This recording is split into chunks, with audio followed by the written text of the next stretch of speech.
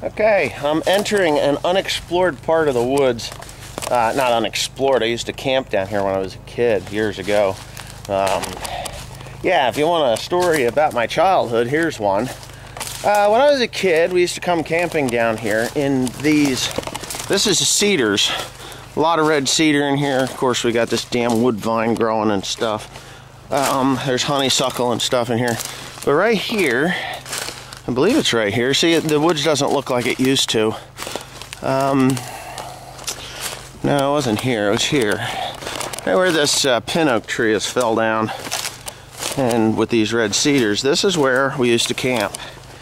I had a little pup tent that I bought from Gander Mountain when I was probably 6th or 7th grade. I think it was 6th or 7th grade. My voice was changing, so I had to be around that time of my life. But anyways, right there was where we would camp. There's a spot. I don't know if the old fire ring is still there or not. Yeah, this is a pin oak. This makes good planks. But right here, that was where we would camp. Now, there's a lot of trees down here. It's not much of anything big. Wow, I just can't believe what it looks like.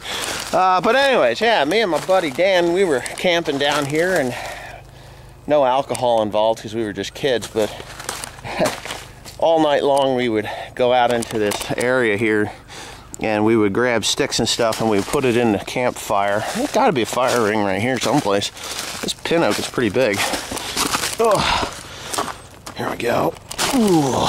So anyways, we would get this wood and we would drape it over the fire pit, and yeah, right here, this was our clearing.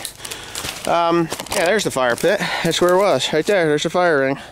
So it's all antiquated now, but anyways, yeah, we would drape it over there. But anyway, finally we get to sleep. It had to be like 2, 3 o'clock in the morning, and all of a sudden I hear Danny just leave out this horrible howl, like, what the, oh!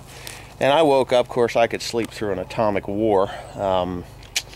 But here we had been run into by a deer, and it had hit him through the tent. I don't know, it must have been booking through there and jumped and just landed on him. It never touched me.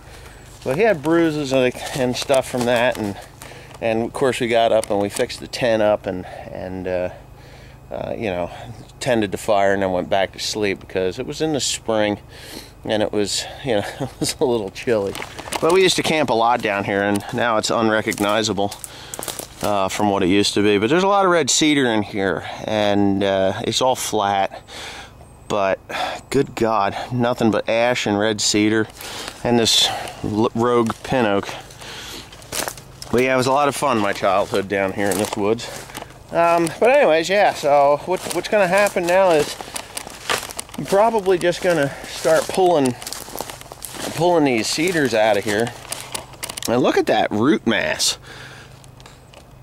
I mean, that's 7, 8 feet tall from down there. But it's all red shale. And it's like, once that tree got to the red shale, it just couldn't penetrate any deeper. And yeah, just weak. And the wind from Sandy blew it over. But according to my grandmother, they used to farm this part way back. Well, way back. I mean, she's 88.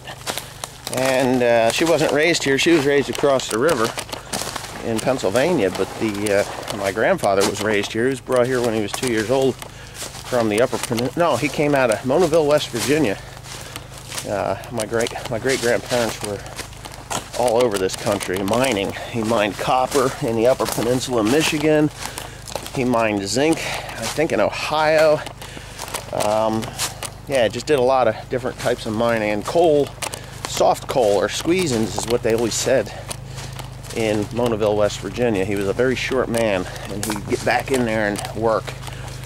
And he was in a couple, 3 collapses, and that's when he decided that he needed to get out of mining and go into farming. And that's when they bought this place in 1925. But anyway, yeah.